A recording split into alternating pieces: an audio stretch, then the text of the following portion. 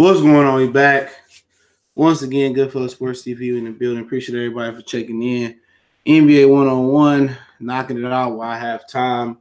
We did one yesterday about Porzingis. I think we might be up to maybe 7 episodes already. So my goal is to be consistent with the NBA 1-on-1 and hip hop 1-on-1 live streams, man. So continue to share the videos. Bear with me. We just started them up. I started this probably a month ago, maybe. And we up to this would be the 10th one. This would be the 10th episode. Let me see how many episodes we're behind. Hip Hop 1-on-1, we 3 episodes behind. So we did that this morning. If you missed Hip Hop 1-on-1, we did this morning. Talked a little bit about rappers getting killed in their own hood. It's in the archives in the Hip Hop 1-on-1 playlist.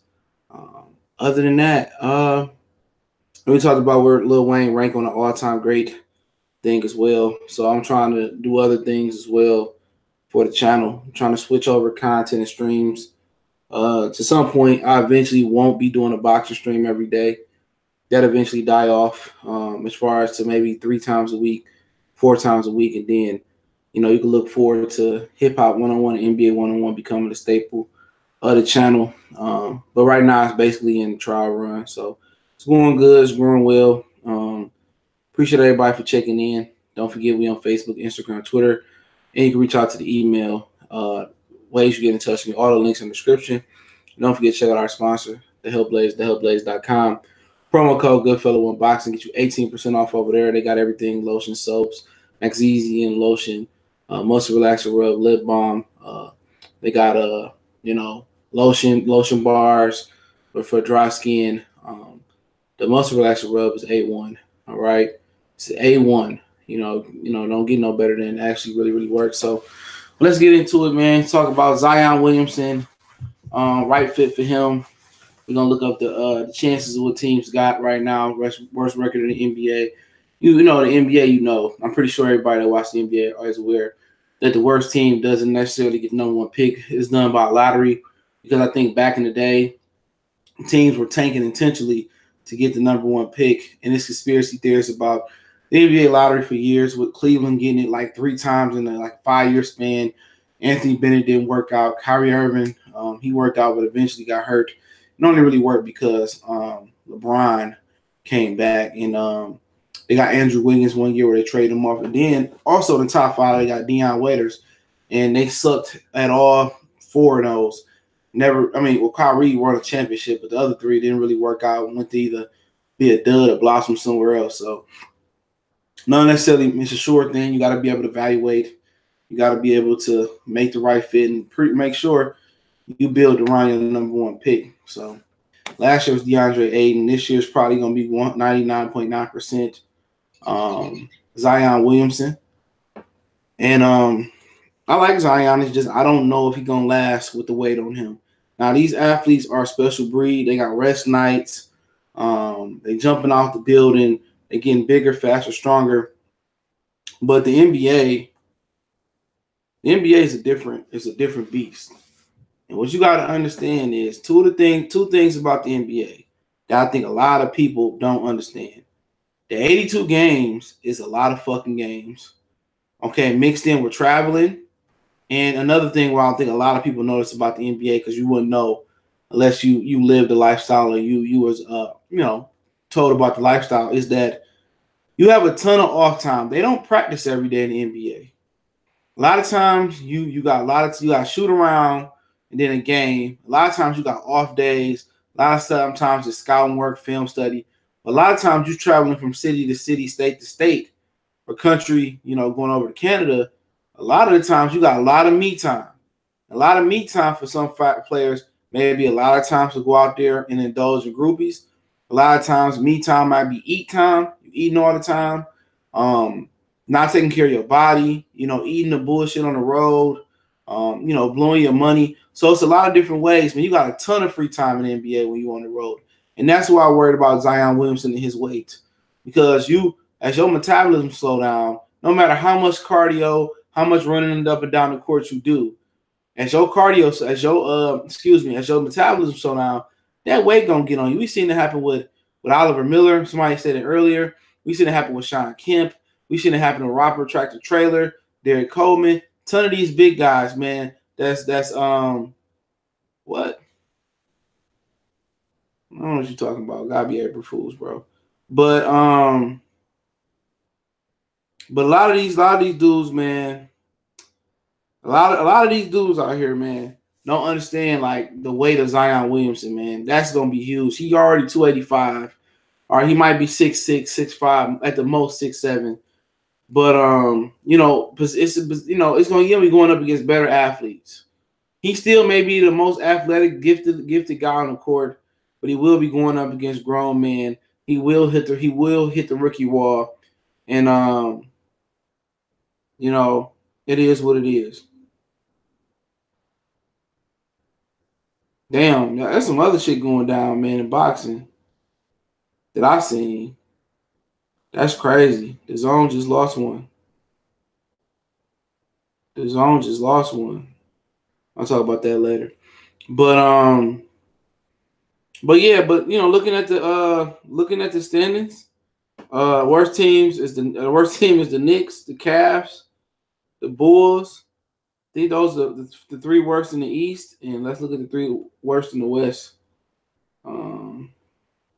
Three worst in the West are the Suns. Really, the Suns, because the Mavericks got 30 wins, the Grizzlies got 30 wins, the Pelicans got 30 wins, and most of the weaker teams are in the East. And it's not even close. The Knicks, the Cavs, the Bulls, and then the Hawks got the worst four records right there. So could you imagine a scenario with Trae Young? Could you imagine a scenario with Trae Young and Zion Williamson on the same court together? Can anybody feel that? I don't know. That's a good combination. And Zion going to Atlanta, bringing some energy to Atlanta. I think that's an excellent look for Zion Williamson. Him and Trae Young can revitalize Atlanta. Ton of black star power there. It's a great city to come through and travel. So, I think that's an excellent fit for Zion. That's an underrated fit. Even though they don't have the best chance with 28 wins, that's an excellent fit. And I think that's a win for Atlanta. I think that's a huge win. Chicago is cool for Zion. They got a ton of talent though already. They got Levine, Dunn, Lauri Markkanen, Otto Porter. That's a team that if he really has the impact that people believe he has, that's a team that could be a playoff team next year. That's a great fit for him. They ain't really had nothing else since Derrick Rose. So I like Zion in Chicago as well. Cleveland, Dan Gilbert don't deserve it. But that's some shit they do to Dan Gilbert. I think the NBA lottery may be rigged. You know what I'm saying? Because if Zion Williamson go over to Cleveland, marketing your book, it's rigged. If they let Zion Williamson, they let Cleveland Cavaliers get another first round pick, the shit rigged, man. The shit big time rigged. In my opinion. But just looking at the standpoint where Cleveland is at, Zion, Thompson, Kevin Love, I think in my opinion, that may be the worst ideal situation for Zion Williamson is to go to the Cleveland Cavaliers, to have the expectations of what LeBron did put on you in Cleveland. You ain't from Cleveland. You're from the South. Like, in my opinion, like, who really wants to go play for Dan Gilbert in Cleveland? Cleveland has a great crowd, but really, a lot of teams shied away from going to Cleveland. And I think that's kind of the worst case scenario for Zion is to go to Cleveland and have to live up to what LeBron did in Cleveland. You know what I'm saying? I think that's the worst ideal case scenario. For real. So, you go to the West, there's like a couple teams they got that's there, man. The Suns are really the only team in the West that probably can get the number one pick. Because they only got 17 wins. And I want to talk about underrated players as well, too. Young underrated players, and I was going to start off with Devin Booker. Devin Booker, Ayton, and Zion Williamson is a really good look, but really at the core, the Phoenix Suns are probably going to want a point guard. That's one of their weakest points right now. Right now, they traded for Tyler Johnson from the Miami Heat. They going to want a point guard. They going to want a fucking point guard. And if they get a point guard, maybe it'll facilitate a little bit more. But Zion, Booker, Aiden, that's something to build on right there, man. And I think that's a special group. Aiden hurt his ankle the other day, but he's a good big man. But I don't know, he don't really play no defense. And that's the problem. Zion and Devin Booker is really going to have to anchor that team defensively. If they were to land Zion Williamson, it'll be them anchoring it defensively. They can score. They need a point guard to get them up and down the floor. To be honest, I think John Morant may be the perfect fit for the Phoenix Suns. If no Zion Williamson. But like I said before, I think Zion. Oh, the Mavs too. The Mavs, they got 30 wins, so I don't think the Mavs are going to be in there because, let me see, because you got 1, 2, 3, 4, 5. Well, they had the Mavs had the 6th best chance of getting him. The Grizzlies have the 7th best chance of getting him, and the Pelicans right now will have the 8th best chance to get them tied with the Washington Wizards. And that's where you really don't want to be at. In the NBA, the worst place to be is the 6th, 7th, 8th, and below seed. 6th, 7th, 8th, 9th, 10th, 11th seed in your conference. That's the worst area to be when you're trying to get good in the NBA. You never want to be in that gray area. Never want to be in. That's a gray area. Either you want to be in the 1st, 2nd, 3rd spots. In the 4th spot, really, the 5th spot, maybe, because I've seen some shit happen from the 5th spot. Or you want to be the 12th, 13th, 14th, 5th worst team in the conference because you want to have an opportunity to upgrade your team with draft picks, But like I said about Zion Williamson, he's an amazing athlete. A position, and he don't have a really position right now. At 285 pounds, where do you play him in the NBA? It's like a positionless league. So do you want to play him at the 4? You want to play him at the 3? And I think he can play the 4. It's a lot of guys that's perpetrating playing the 4. You got a ton of 3s that's playing the 4. So I think he can play the 4 or the 3. Honestly, but he gonna have to get his weight in check. And if he don't get that weight in check, those knees gonna start to go out. We see it time and time again. He going to develop a jumper. Not just a 3-pointer. He's going to develop a mid-range game. His jumper is so slow developing.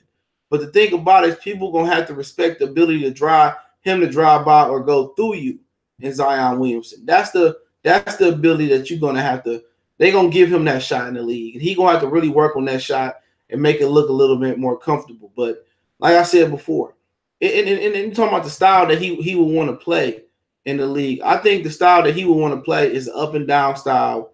Showcasing his athletic ability. The one thing I don't like about college basketball, Trick, what's going on? One thing I don't like about college basketball is the reason why a lot of teams get upsets in the NCAA tournament is this. All right. You can play zone. In NBA, you can play a matchup zone. The matchup zone is basically you can't play area. You got to be playing a guy. It's not a traditional zone. A traditional zone, you can play an area and just stand there no matter if it's somebody 2 feet or 20 feet away. You can defend the area. And also the 3-point line is a lot closer in the college.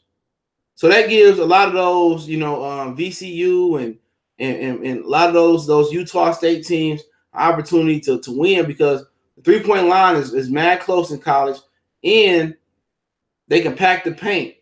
Had this been an NBA style game, Duke would have easily ran away with the tournament. That Duke would have easily went up and down with the tournament. You know what I'm saying? But for Zion, he got to lose weight, man. He gonna have to lose weight. And that's what he gonna have to do. And if he don't choose to lose weight, he choose to stay up that big, he better manage his weight really, really well because those knees and those ankles, those joints, when you get older, they can't carry that much weight no more. They didn't carry that type of weight. Frederick Williams, salute. He's a once in a lifetime type of basketball player, man. But then again, it's all about fit. If Zion goes to a team that try to make him do something that he's not good at, then Zion Williamson not gonna make it in this league. Plain and simple. If you're not in a position to be good, you will get marginalized in the NBA. Bar none, you won't make it in the NBA. And for Zion, you know, like I said before, looking at the teams we talked about, probably actually if he can slide to the Mavericks would be a good look. The Mavericks need a little bit color in a squad. You know, with Porzingis and Luka Doncic, you add a little bit of black tea or black coffee in there with Zion. That's going to be that'd be beautiful. You know, that'd be a beautiful mix right there. But I just don't think the Mavs are gonna get up there like that. You know, I don't think the Mavs are going to get up there like that and be able to jump. They not one of the NBA favorites. You know, they not even one of the NBA favorites. They gonna try to get James Dolan that shit. And one thing I want to say about pro sports, it should be you should have to sell your team after a while, or you should be under probation if your team ain't good for like 2 decades. If your team ain't done shit in 2 decades, you should be subject to a review to force to sell your team. You know? You can send a lottery on takethetruth.com or whatever that is. I'm just looking at the worst teams. And that's what I'm saying. You know, James Dolan is a cancer in the NBA. He's turned one of their prominent franchises, the biggest city in America, I believe, the New York City, and he really didn't destroy that franchise. May it be the whole thing with the Isaiah Thomas thing, may it be with bad coaching choices, bad GM choices, bad contracts. I mean, shit, man, how can you still even, you know, believe in the Knicks? The Mark Stoudemire thing, the Carmelo Anthony thing, the Mike D'Antoni thing. I mean, them motherfuckers ain't really been good since Pat Riley left. Jim Van Gundy had a little bit small run, but, you know, it is what it is. Tricks say they need to do a 30 for 30 for a while. The majority of Duke players, I don't know what this dude doing, man. Why the majority of Duke players can't make it in the NBA. And that's another thing to watch out for. A ton of Duke players do not produce in the NBA. You had Elton Brand, who was solid, but guys like Nolan Smith didn't pan out. Jason Williams. They be on the TV. He got messed up in a motorcycle accident. But really, you know, Kyrie Irving, you know, he made it, but he really wasn't a Dookie. What, he played like 10, 15 games? You know, he didn't really make it. You know, he didn't really play for Duke. But then again, he gets to the NBA. And, I mean, I don't understand why people cherish Kyrie Irving so much. Kyrie Irving always getting hurt. Kyrie Irving stay getting hurt. He stay getting hurt. You know what I'm saying? Kyrie Irving, you know, I'm pretty sure he never played a full 82 games. You know, he never played a full 82 games.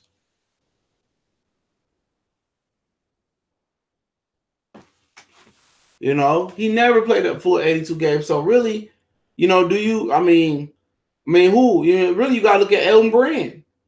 Grant Hill. Grant Hill was the last true one, but he got injured playing on a fucked up ankle. So I'm just saying, you know, that's something to look at too. A lot of people don't believe in not drafting people from a certain place, believe it's different, but I mean, that's really like a curse for Duke. You know, Duke got all these supposedly great players, like, man, and when it gets to the NBA, they don't do shit. Marvin Bagley looking good, but he keep getting fucking hurt.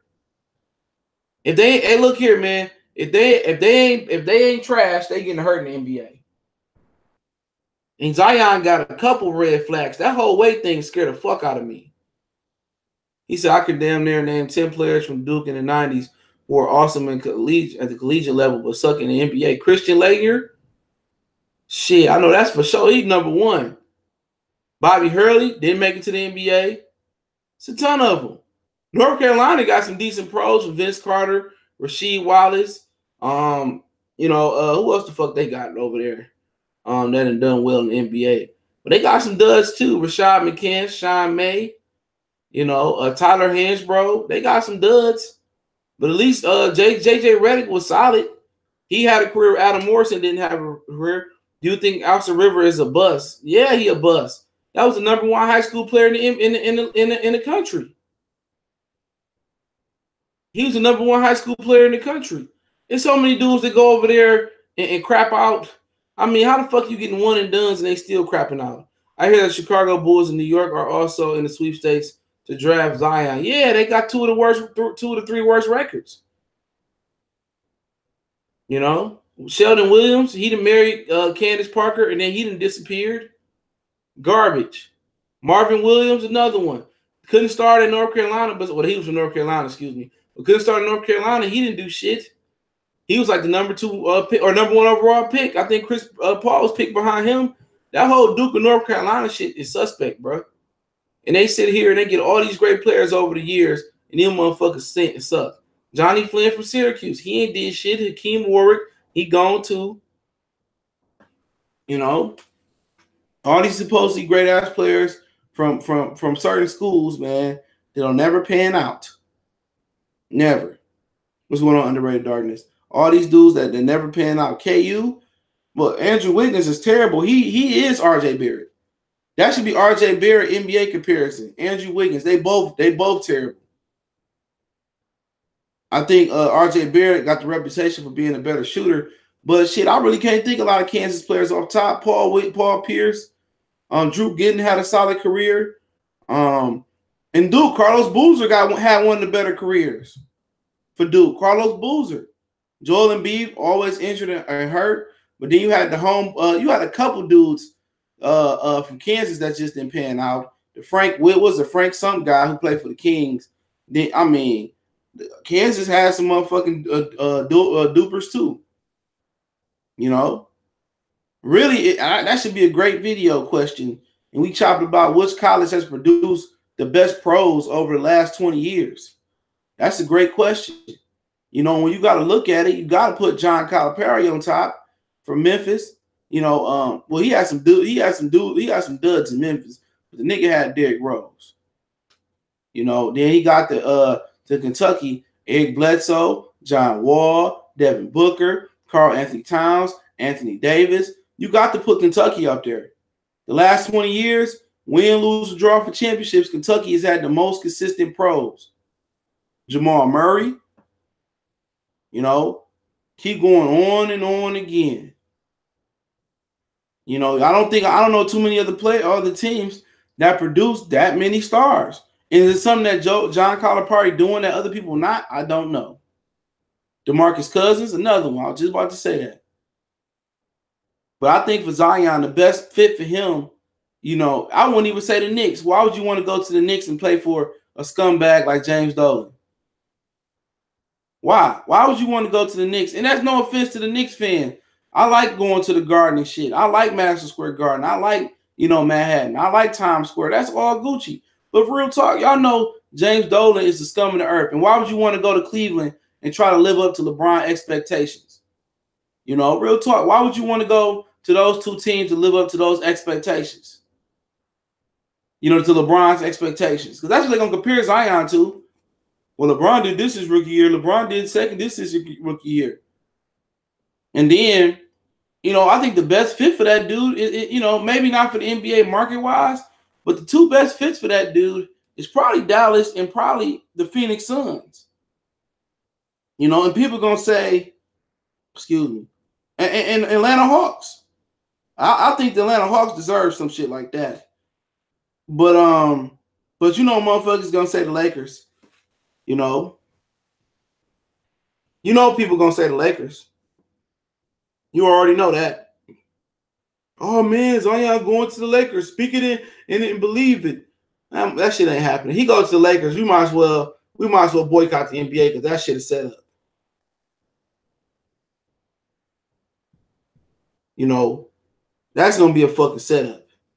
But Phoenix, Ja Morant will be a perfect fit for Phoenix. But if they dare to pick Zion, they gonna pick that nigga Zion. What you think about Luka trade? It worked out for both, right? It worked out for both. Oh yeah. Jamal Mashburn, he an entrepreneur. He own a whole bunch of restaurants and shit. Now, what about Zion to the Rockets? Hey, how do the Rockets get to Zion? How does that happen? Short of trading James Harden, that ain't gonna happen. That ain't gonna happen. Your realistic options out the West are probably Suns, Mavs, Grizzlies, and then it get bleaker and bleaker after that. Pelicans, Timberwolves, Lakers bleak, Kings bleak. Out the East, you talking best chance is the Knicks out the East, and overall it's the Knicks. Third best chance overall is the Cavaliers. And then you go to Bulls, the Hawks, slim to none, the Wizards, the Hornets, or whoever not making it, and who don't, the ninth seed is. And right now it's Orlando. Devin Booker need a point guard next to him. Yeah, but do you pass up number one? You pass up Zion? You crazy. Phoenix, they trying to get a new stadium. They not going to pass up Zion. They bring Zion there, they going to get a new stadium. That's what it's about. It ain't just about winning when it comes to Zion. It's about the ability to sell out tickets. People is going to pay. People, Phoenix Suns see people you ain't never knew was a Phoenix Suns fan since Kevin Johnson and Charles Barkley is going to come back and claim that they Phoenix Suns fans. Real talk. And don't forget, Boston got somebody fucking pick. You know, Boston got somebody pick. So don't sleep on Boston trying to get up in there. They really do got somebody pick. I can't remember. They got quite a few picks this year. I don't know what they holding on to all their assets for. You know, but for Zion, I like to see him go to the damn the Suns. The Hawks is the number one team I like to go. The Hawks deserve that shit, man. The Hawks deserve that shit. After that whole Danny Ferry thing and the whole racist comments he was making and shit, and they had that team with Joe Johnson, Al Horford, and then they had to blow it up. The Hawks deserve that shit. You know, they want Zion to go to New York or LA. That's the thing about the NBA you got to know. You know, that's the thing about the NBA. One thing about the NBA is they want they big market teams to succeed. They don't care about the mid to small markets. They don't care about the Detroits. They don't care about they really don't care about who else out there, the Sacramentos, or they don't care about Minnesota or the Milwaukees or the Indianas or the Portland. They don't care about those teams. They care about the Lakers and they care about the Celtics, the Knicks, them type of teams. Whatever team LeBron on. They don't give a shit about nobody else. They ain't give a shit about the Spurs. They ain't give a shit about the Rockets for years, even though the Rockets got it in here and there. They care about them big market teams because they feel they can get the most viewership. And the NBA gonna stay being corrupt. That's just the way the NBA is played. The NBA gonna stay being corrupt. He said they got the Kings pick. All right, the Kings doing pretty good. They almost about to slide up in that thing though. The NBA they don't want to see the Pistons win a championship. They don't want to see the Pacers win a championship. They don't want to see the Thunder win a championship. And then this nigga Shannon Sharp going on about how Kevin Durant did how LeBron did Kevin Durant in the finals. Like, stop it, bro. Like, Kevin Durant averaged like 30 points in that finals or something like that. And they was cheating for the Miami Heat. They gave that finals to the Heat. Don't get me started. LeBron was for foul KD on a layup right across the wrist, and they didn't call it.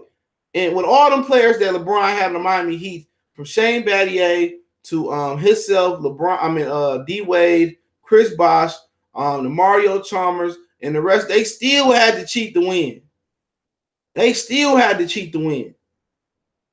And then people don't forget, he talking about, oh, LeBron dog Kevin. No, he didn't. Kevin Durant was giving that nigga buckets. James Harden is a nigga that didn't show up. James Harden will never show up in the playoffs. People so quick to forget. Every year they quick to forget about James Harden. He was doing that shit in Oklahoma City in the finals. He the one nigga that did not. Everybody else pretty much showed up. At least one or two games. James Harden didn't show up not one game.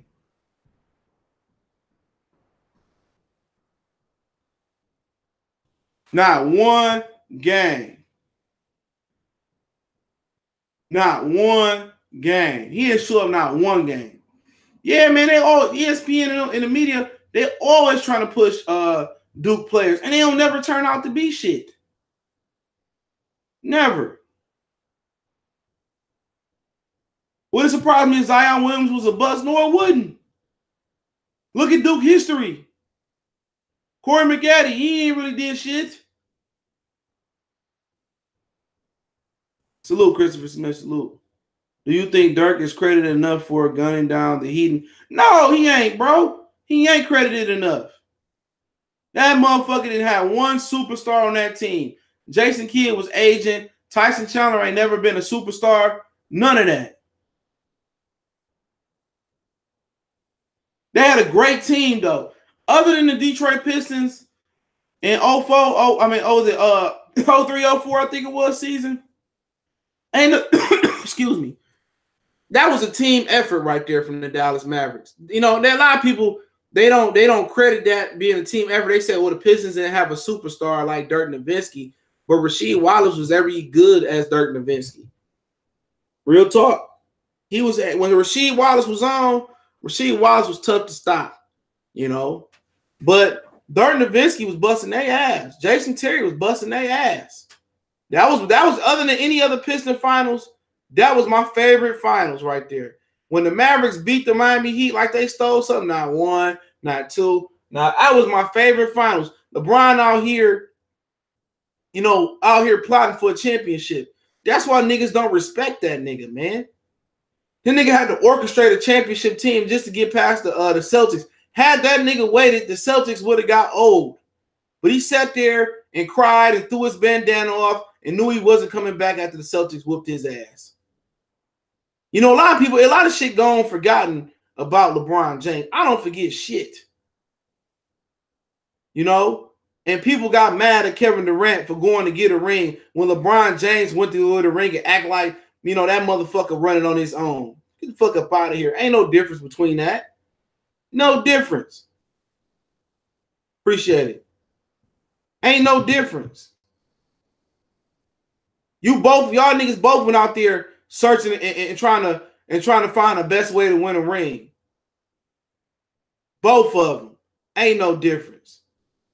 So motherfuckers try to rash out with LeBron. The reason LeBron didn't do it better than Kevin Durant, because everything got to be predicated around LeBron. LeBron is one of the most not versatile fucking players in NBA history. If it don't go his way, that motherfucker ain't engaged in it. He don't care. He'll tear the team down.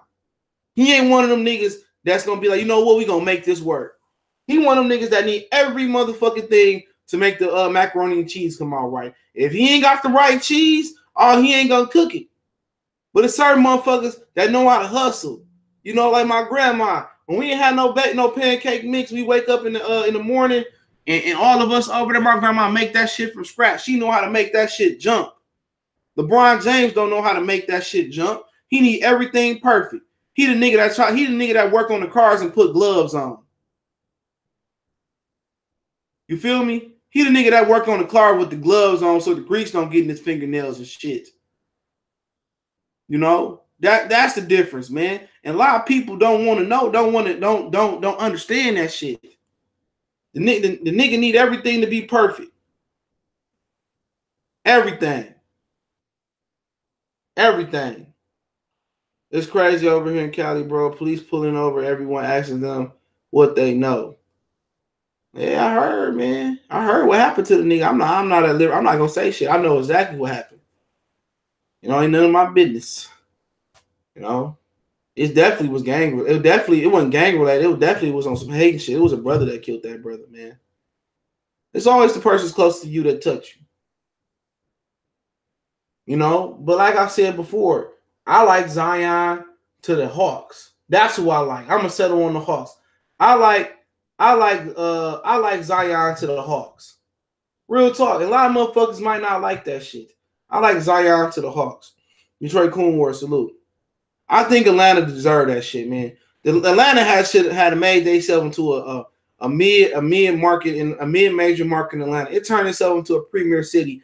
It's about time the NBA started to treat Atlanta like a premier city.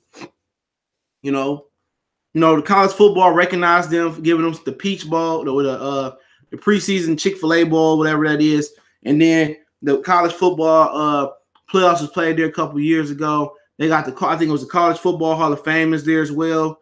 You know, it's time. You know, I already know what they say about Atlanta, about the whole HIV thing and the homosexuality thing, and that's going on pretty much a lot of places. You know what I'm saying? You go out to the San Francisco where the Warriors moving out. That's huge over there. You know, but at the end of the day, you know, Atlanta is a dope city when you get outside of that with the strippers and the strip clubs and a lot of stuff to do. The heart of the South it's a good predominantly black metropolitan area. You know, why not Trae Young and Zion Williamson? Why not?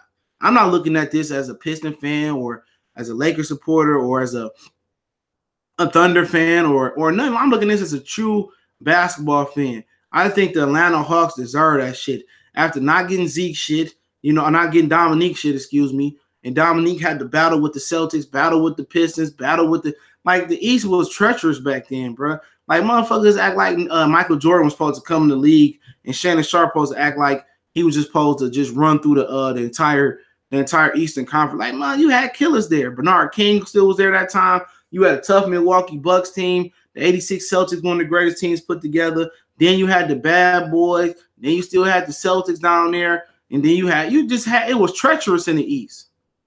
It was treacherous, man. Even the Cavaliers team he beat, what was that, 90? No, that was like 86 or whatever. That was a tough team. That team was a higher seed than the Bulls, I believe it was. You know, all the Pacers and Reggie Miller got there. They was battling with the Knicks. Eventually, in the 90s, the Heat and the Knicks was, man, that East was tough. The 80s, man, I don't think a conference was tougher than that. The West was the weak one.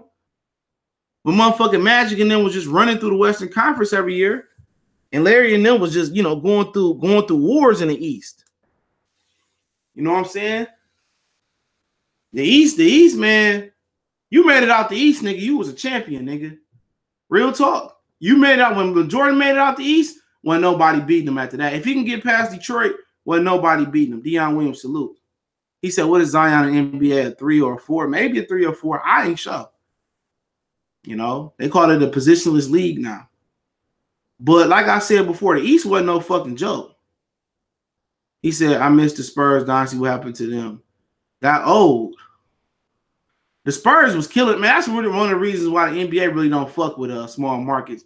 The Spurs was giving niggas the worst NBA ratings of all time. The worst NBA finals I ever experienced, nigga, was the Spurs and the Nets. That shit was terrible, nigga.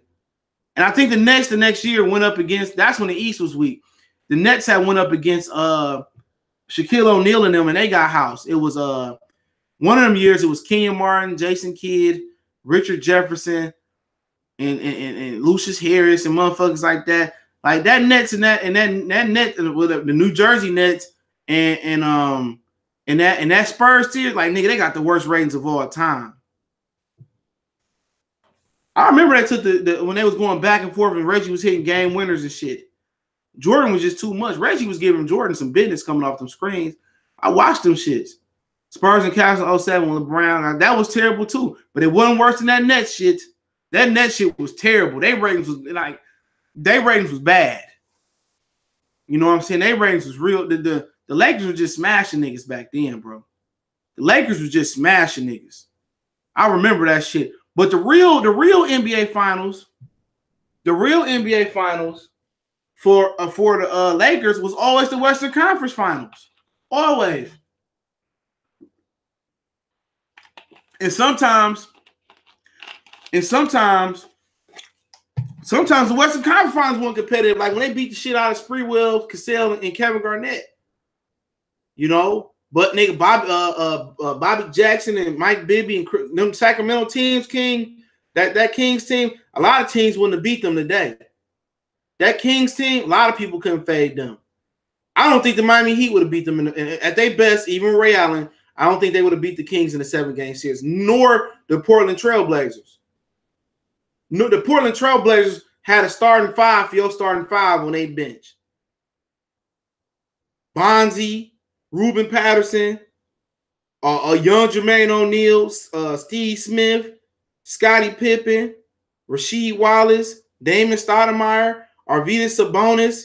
I mean, shit, they had a starting 5 for your starting 5, nigga. And so did the Sacramento Kings. And they still couldn't beat Kobe and Shaq. If Kobe and Shaq had a big 3, oh my God, nigga, that should have been out of. I ain't talking about no old Malone or no damn Gary Payton. He said, if you're a smaller team, you just got to draft. Exactly. And then you got to worry about Nike or Adidas or Reebok trying to force your star player into the motherfucking big markets.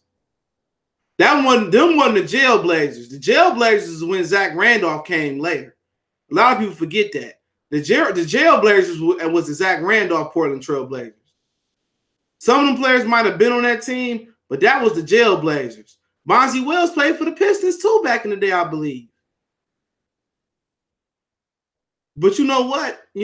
Felix Nunez says Zion to the Knicks. Who want to go play for James Dolan? Get rid of that clown first. And I'm all for it. But the thing about it, and they need to give small market teams a better advantage. They need to give them like 20%, 25% more cap space. But then again, these Negroes are still gonna take less money to go play with the Lakers. And the NBA don't realize that they hurting themselves. You know what I'm saying?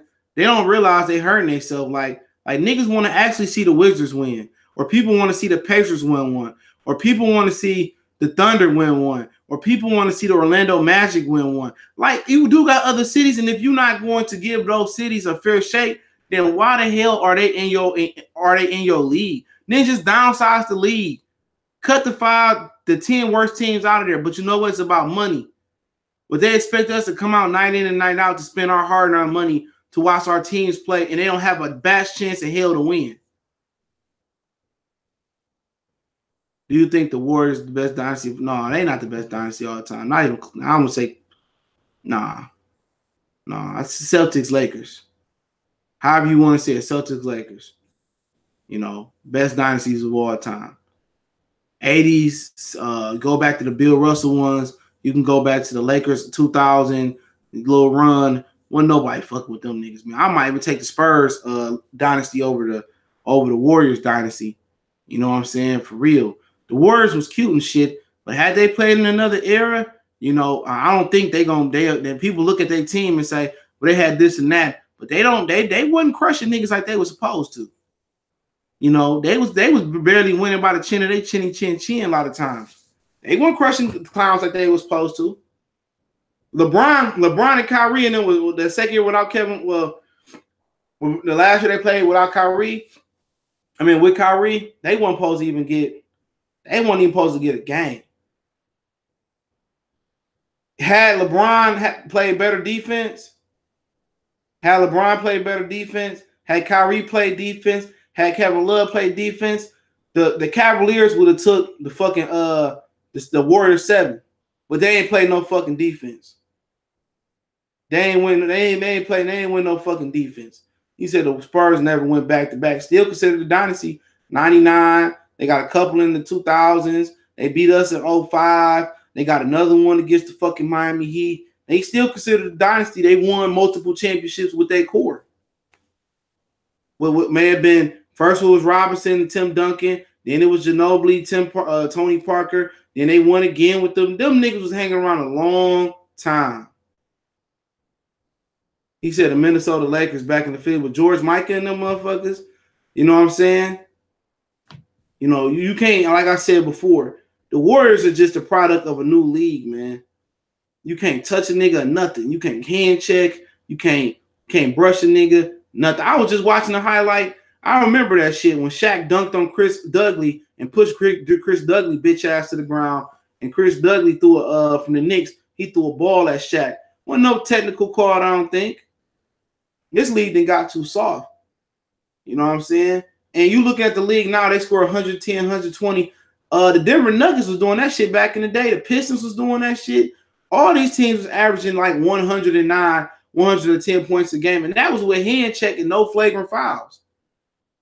That was with no hand. Like, y'all, like a lot of niggas need to really go look at the NBA and look at the players and see how good they was.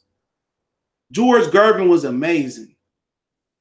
You know, you had Bernard King, who was a fucking amazing. NFL to the Patriots by far. The Patriots, best dynasty. You know, then you might want to go with the Cowboys, but then you had the 49ers had a great dynasty. The 49ers might have been one of the best ones, other than the Patriots. Even though you used to consider the Patriots cheating.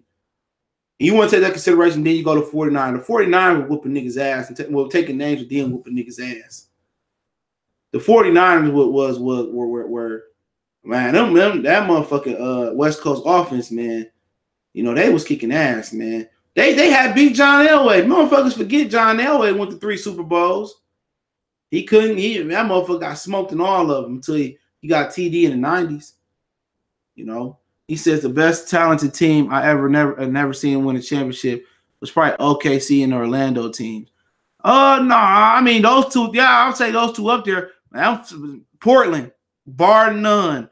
Portland Trailblazers, bar none.